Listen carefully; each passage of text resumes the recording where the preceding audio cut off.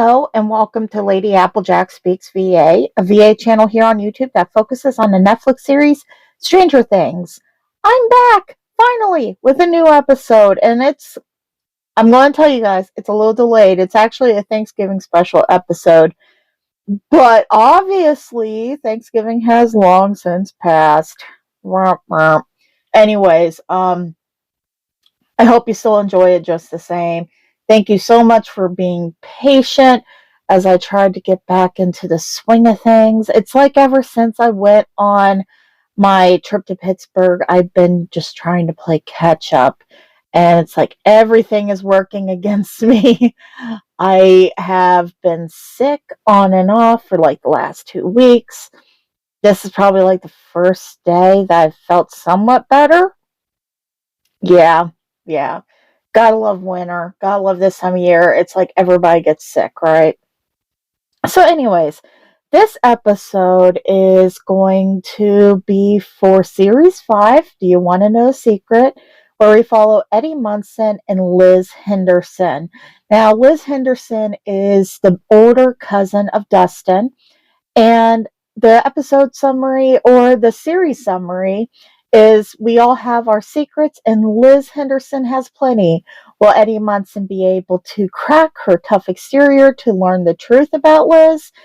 And if so, will he want to stick around afterwards? So a lot has happened with this particular series and we are just getting right into it. A couple updates before we jump into this episode. I fully intend on doing another episode sometime this weekend. I'm still working that out. As for the status of Thirst Trap Thursdays, I think I am going to take a little bit of a hiatus on Thirst Trap Thursdays just so I could get back into the swing of things. I want to be able to give you guys quality scripts and give you scripts that are enjoyable and don't feel rushed. And sometimes with Thirst Trap Thursdays, I feel like I have to rush through a script. So I am going to put that on the back burner for just the time being. But I will promise you that I will update at least once a week on this channel. So if you guys could just be patient with me and hang on just a little bit longer, I greatly appreciate it. Anyways, let's talk about this episode. So this is episode 8 of series 5, and the episode is titled I Get Weak, which is a song that I enjoy. It's actually, I think it was released in 1989, so it is a little bit more advanced, I guess. When I mean advanced, I mean it's way past the time frame of this episode. So, but it's one of my favorite songs. It is by the lead singer of the Go-Go's, Belinda Carlisle, and every time I hear this song, I always seem to think about Eddie and Lis, whether it's Eddie and Lis Henderson or Eddie and Liz Vanguard, whatever the case may be, or even sometimes Kathy Lynn. This song just resonates with them, and I've been looking for an excuse to use this song, and I think I found a good episode to use it for. So the episode takes place November 28th, 1985, which would have been Thanksgiving back in 1985. So this is falling on a Thursday. We are going to be looking at the very beginning of that Thursday evening. So that's 4:32 p.m. in this case, but it is going to go through a little bit of the evening as the script goes along. So the script is rated PG-15 for strong language and some sexual tension. Now, again, I'm not going to be Steve Harrington. I'm not going to babysit you guys. This is just a disclaimer. It's PG-15. So listen at your own discretion. Pepper rating on this is a solid 1 jalapeno.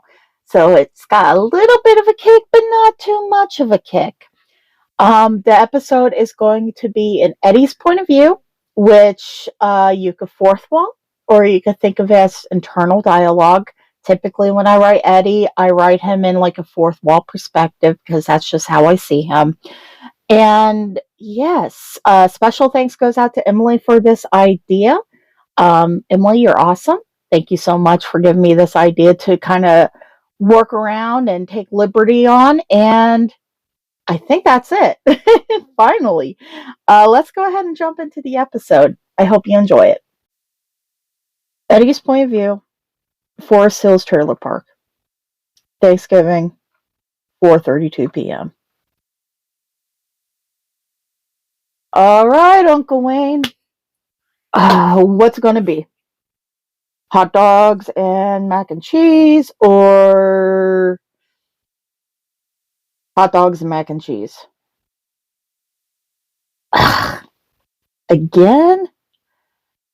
Damn. I knew I should have stopped at the market yesterday after work. Shit.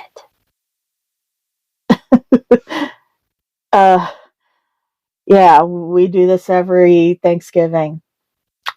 All right, old man. I'll have dinner ready in a few.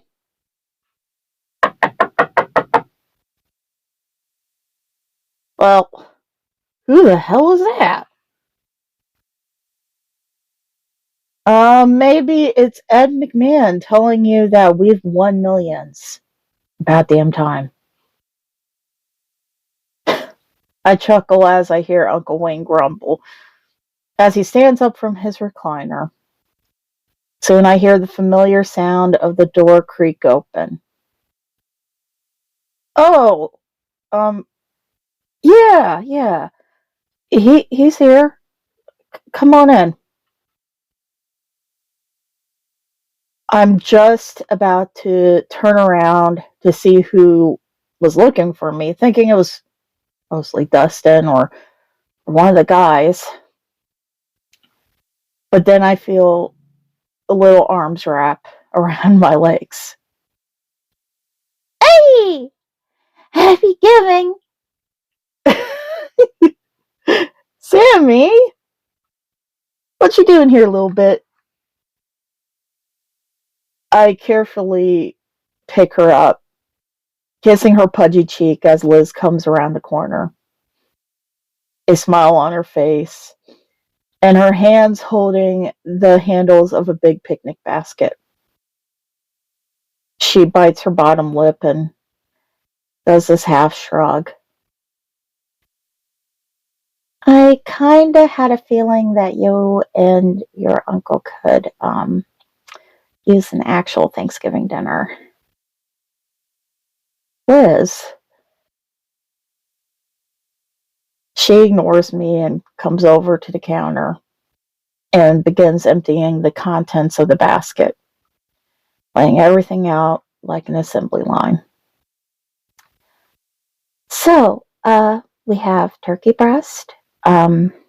Sorry, Dusty was a pig and ate the legs.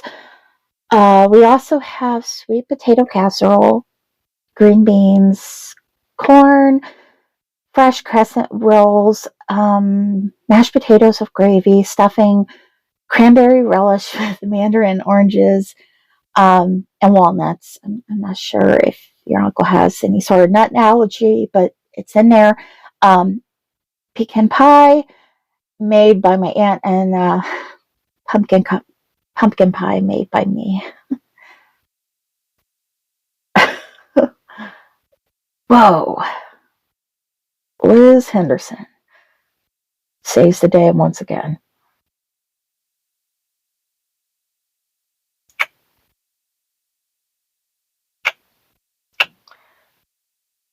How did you know that us little lies wouldn't have anything in the house to eat?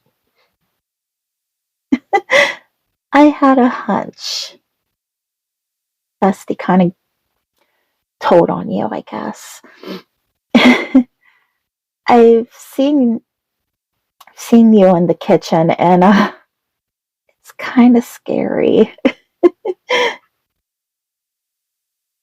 Wayne! Liz saves the day.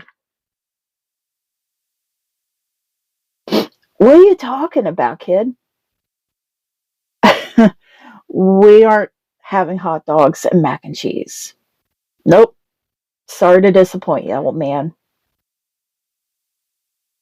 Wayne comes over to look at the spread on the countertop, his eyes getting big. Wayne is still kind of leery of Lis. He's not thrilled of the idea that I'm dating a girl with a kid. I guess I could understand that, but maybe his attitude has shifted a bit. Food always sways him.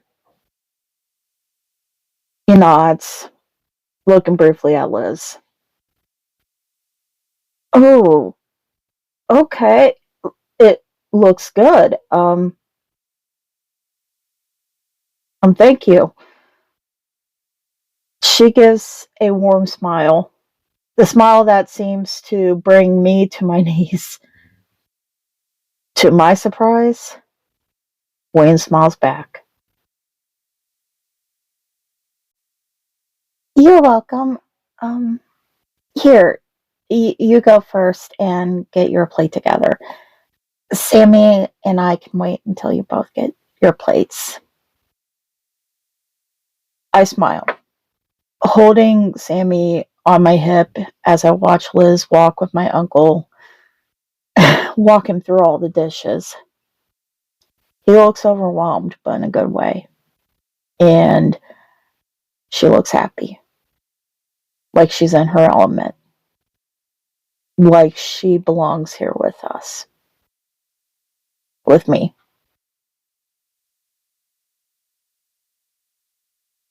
The Munson trailer, 1 hour later. Lis and I sit on the couch watching Sammy ride piggyback on Uncle Wayne's back around the room. The sight makes us both laugh. Master Wayne? I can't go any faster, Squirt. I'm an old horse. I don't feel sorry for you at all, Wayne. You started this. Eddie! Well, he did. Giddy up, Sammy. Lis ribs my side, causing me to groan softly. She has sharp little elbows, and I'm learning quickly that she's not afraid to use that to her advantage. Sammy finally slides off Wayne's back and runs off to my room to get the coloring pencils and sketchbook that I kept on hand to make our band flyers. I had told her earlier that they were in there, ready to use. It was nice having them there. They seemed to breathe some life into this tired bachelor pad of ours. After dinner, Lis and I cleaned up the kitchen and packed up the leftovers. And God, there was a lot. Uncle Wayne and I would be eating like kings for the next couple of days. At first, Lis was shy around Wayne, on edge knowing that he wasn't exactly keen on our relationship. Soon, though, after the wishbones were split and the pumpkin pie was cut, the pair started cutting it up. Sometimes it was at my expense. But I'd gladly take it if that meant she was happy. Wayne groans, standing up from the floor and rubbing his lower back. He walks over to the door, grabbing his hard hat, keys, and wallet, getting ready to leave for his graveyard shift at the plant. As much as this old man hates to go, I gotta go make the bread. Lis, thanks for the wonderful dinner. I had to save you from Eddie's cooking at some point, right? I like her, Eddie. Oh, shut up. Wayne, just go before I decide to poison your SpaghettiOs. Beat it before your little buddy comes out here and demands another pony ride. Ooh, good point. See you sometime tomorrow, kid. Soon, Wayne is out the door, and I hear his noisy truck pull out from the drive and head out of Forest Park. Now it's just me, Liz, and Sammy. Sammy? As if Liz could read my mind, she stands up and heads back to the bedroom. Soon she comes out with Sammy draped in her arms, sound asleep. I stand up and grab one of Wayne's pillows and a blanket, motioning for Liz to deposit Sammy onto the couch. As she covers Sammy up, I go over to the television set and turn it off. Liz bends down, kissing Sammy's cheek softly.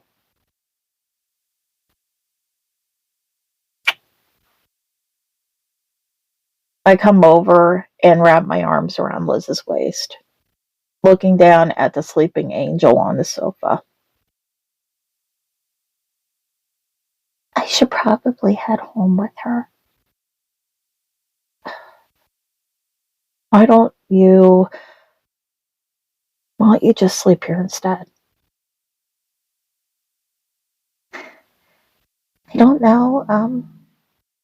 When it would be in Wayne's way when he gets home? No. He usually sleeps over at his girlfriend's on Fridays. Stay here with me. Please? Besides, you know how Sammy is. She's going to be grumpy as hell if you try to wake her up now. You sure? Positive. You can borrow one of my shirts.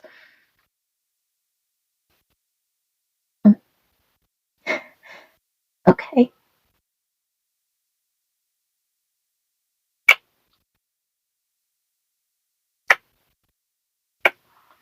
Good. Now that's settled. I'm going to go make sure everything is locked up out here, and I'll be back soon. Okay. 15 minutes later. Oh, shit. Why the fuck am I so nervous? It's Liz. Just Liz. I've known this girl for months, and she still makes me internally freak out. Eddie Munson never, ever lets chicks get to him. Never freaks out because he has a girl in his bedroom. Why the fuck am I thinking in the third fucking person? Oh, God. Damn it, Eddie. Stop freaking the fuck out. I make my way into my room, and Liz is sitting on the bed wearing one of my band shirts. She looks up at me and smiles softly. Is she still asleep? Yeah. Out like light. I turned on a nightlight for her just in case, though, she wakes up. Oh. Okay. Thanks. Thankfully, she tends to be a heavy sleeper.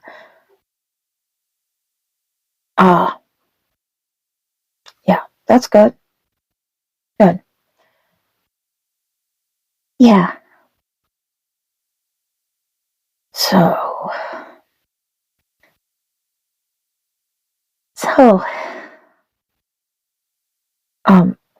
do you need anything before bed? Like a glass of water, something? Oh, no, I'm fine. Um, which side? Huh? Which side should I sleep on, Eddie? Oh, um, the left side, like facing the wall. Okay. I watch her crawl under the covers and sigh as I unbuckle my belt and take off my jeans, stripping down to my blue checkered boxers. I yank my shirt over my head and toss the clothes over into my desk chair. I can't help but smirk as I watch Liz's cheeks turn pink like spring cherry blossoms. A natural beauty, and she doesn't even realize it. I slide in beside her, pulling her close. She smiles at me, and I can't help but smile back, nuzzling my nose against hers. Thanks for coming today. Thank you for having us. Do do you think Wayne is starting to warm up to me like a little, or I'm about 99.9% certain that he's smitten with you. Although I think Sammy is in the lead for favorite. Sorry. Damn. No, seriously. He's warming up to you. I know he kind of gave you a hard time about having a kid at first and stating, but Wayne's a softie. I think tonight was a step in the right direction. I hope so. I smile at her reassuringly, reaching out to caress her cheek. Eventually, I lean in to kiss her plush lips. I can taste her strawberry chapstick, and God, I can't help it but want to kiss her more.